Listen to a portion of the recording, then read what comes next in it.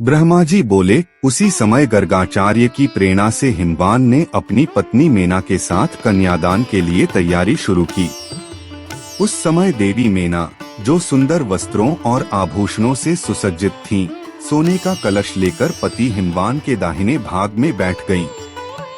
फिर हिमवान ने पुरोहित के साथ मिलकर प्रसन्नतापूर्वक पाद्य, वस्त्र, चंदन और आभूषणों द्वारा वर शिव का वरण किया।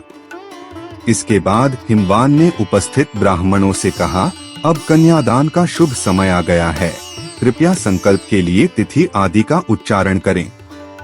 उनके ऐसा कहने पर काल के ज्ञाता श्रेष्ठ ब्राह्मण निश्चिंत होकर प्रेम पूर्वक तिथि आदि का उच्चारण करने लगे। तब सृष्टिकर्ता परमेश्वर शिव की प्रेरणा से हिमवान ने मुस्कुराते हुए प्रसन्न मन से शिव से कहा, हे शंभो, कृपया अब आप अपना गोत्र, प्रवर, कुल, नाम, वेद और शाखा बताइए, विलंब न करें।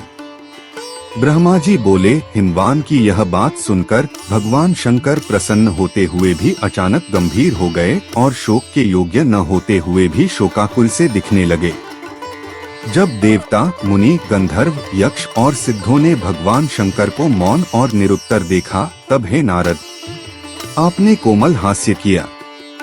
उस समय आप शिव के मन की प्रेरणा से अपनी वीणा बजाने लगे।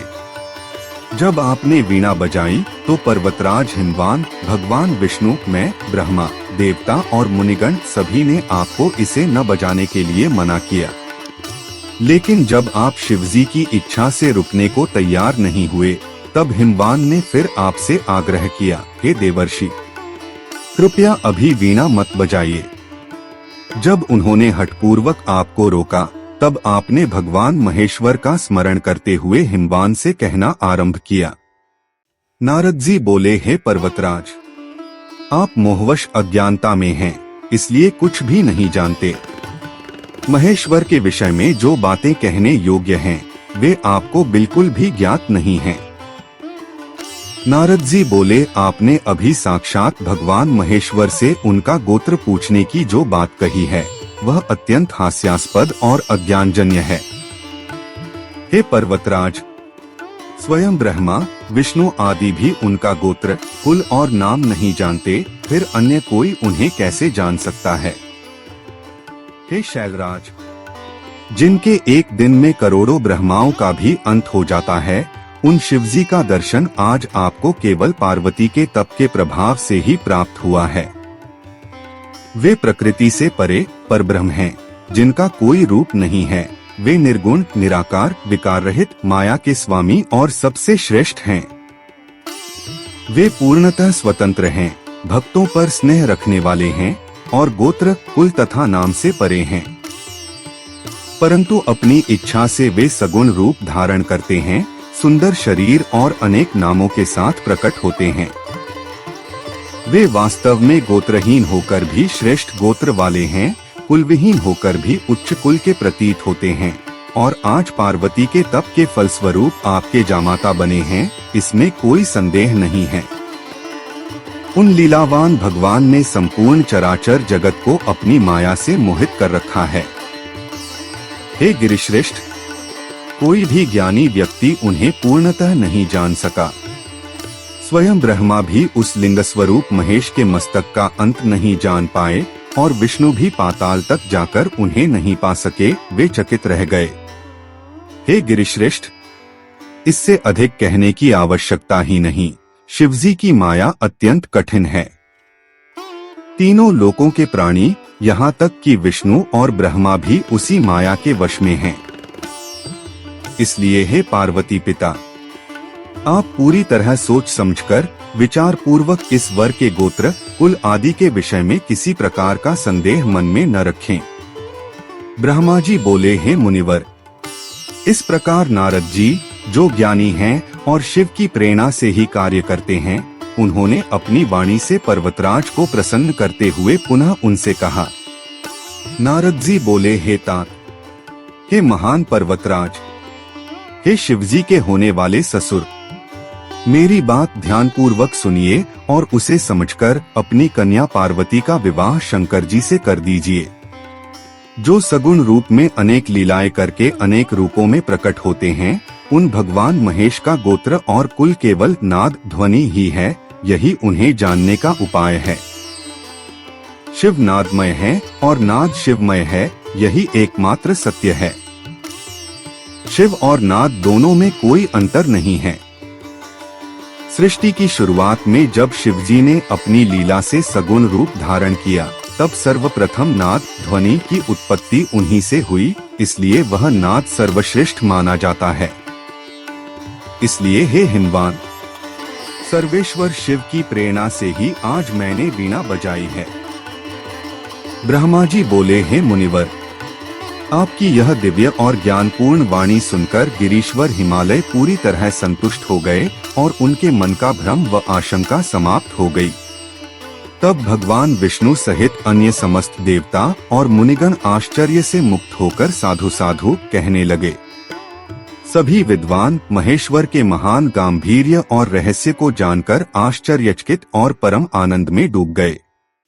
वे आपस में कहने लगे, आज हमने उस त्रिलोकपति शिव के साक्षात दर्शन कर लिए हैं, जिनकी आज्ञा से यह विशाल सृष्टि उत्पन्न हुई, जो परात्पर, आत्मस्वरूप, पूर्ण स्वतंत्र और उच्चतम चेतना के ज्ञेय रूप हैं। इसके बाद सुमेरु आदि सभी श्रेष्ठ पर्वत बिना किसी संदेह के एकमत होकर पर्वतराज हिमालय से बोले। पर्वत बोले, हे शैलराज, अब आप कन्यादान के लिए तैयार हो जाइए। अनावश्यक विवाद का कोई लाभ नहीं है। ऐसा करने से केवल आपके कार्य में बाधा उत्पन्न होगी।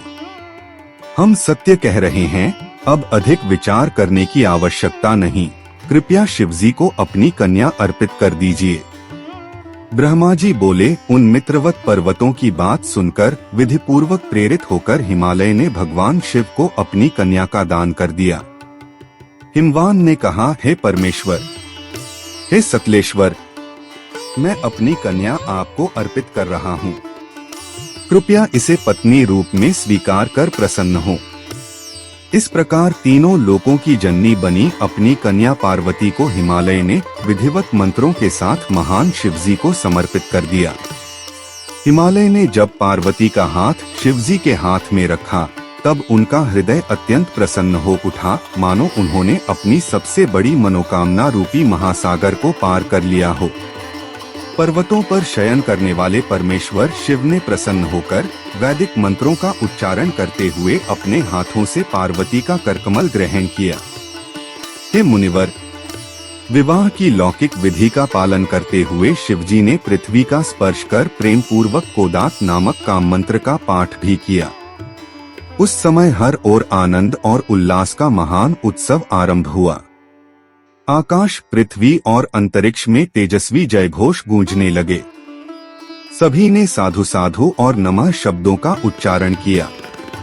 गंधर्वों ने हर्षित होकर मधुर गायन किया और अप्सराएं नृत्य करने लगी। हिमालय के नगर के लोग भी अत्यंत हर्षित होकर आनंद में डूब गए। एक भव्य और परम मंगलकारी उत्सव मनाया गया। मैं, ब्रह्मा, विष्णु, इंद्र, अन्य देवता और सभी मुनिगण अत्यंत प्रसन्न हुए और हम सभी के मुखकमल आनंद से खिल उठे। इसके बाद पर्वतराज हिमालय ने अत्यंत प्रसन्न होकर विवाह की सभी विधियों के अनुसार विधिपूर्वक कन्यादान संपन्न किया। फिर उनके परिवारजनों ने भक्तिपूर्वक पार्वती का विधिवत पूजन किया और शिवजी को अनेक उत्तम वस्तुएं भेंट की। हे मुनीश्वर, स्वयं हिमालय ने भी प्रसन्न मन से पार्वती और शिवजी को प्रसन्न करने के लिए भांति भांति के श्रेष्ठ उपहार अर्पित किए। हिमालय ने उपहार स्वरूप भगवान शिव को भांति भांति के रत्न और उत्तम रत्नों से जड़े हुए अनेक बहुमूल्य पात्र भेंट किए।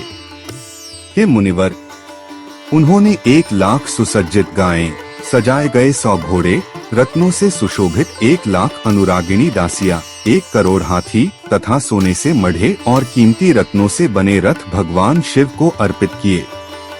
इस प्रकार विधिपूर्वक परमेश्वर शिव को अपनी कन्या शिवा, पार्वती अर्पित करके पर्वतराज हिमालय ने अपने जीवन को कृतार्थ कर लिया।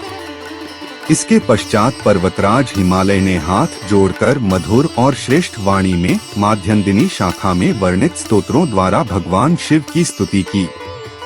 फिर वेदों के ज्ञाता मुनियों ने हिमालय की आज्ञा पाकर अत्यंत प्रसन्नता पूर्वक पार्वती के मस्तक पर जलाभिषेक किया और देवताओं के नामों का उच्चारण करते हुए पर्युक्षण विधि शुद्धि संस्कार संपन्न किया। हे मुनिश्रेष्ठ, उस समय ऐसा महान उत्सव हुआ जिससे चारों ओर परम आनंद की अनुभूति होने लगी।